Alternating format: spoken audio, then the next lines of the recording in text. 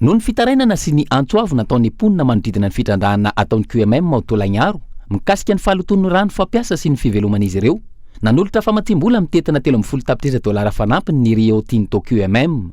Tanjona amin'izany ny anatsarana ny tetikasa fitantanana ny rano ampiasain'ny orinasa ao amin'ny toeram-pitrandrahana.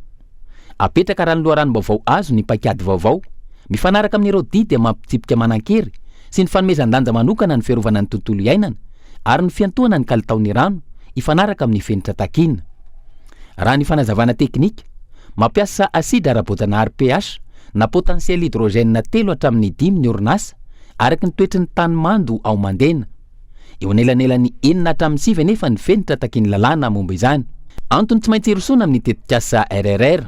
Io tetikasa io izay mijery ihany koa ireo toetoetra manokana ny Madagasikara sy ireo mety ho fentraikan'ny fiovan'ny toetrandro eto amin'ny nosy.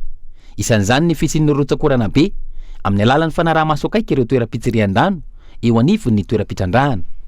Jaivina hatrany, isan'ny nampitaraina ny mponina tao an-toerana indrindra ireo mpanjony ny fianan'ny trondro azo amin'ny faridrano anjonan'izy ireo noho ny fisian'ny barazy lehibe na ny seuil de versoir nataon'ny orinasa ao Andoharano manamorona ny ivinany.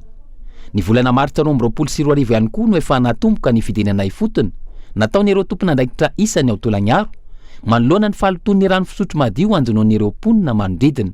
Antenaina araka izany fa ivahan'ny olana noho ny fisian'ity famatsim-bola hoentiny tetikasa vaovao fanadiovana ny rano ampiasain'ny orinasa ao an-toerana ity.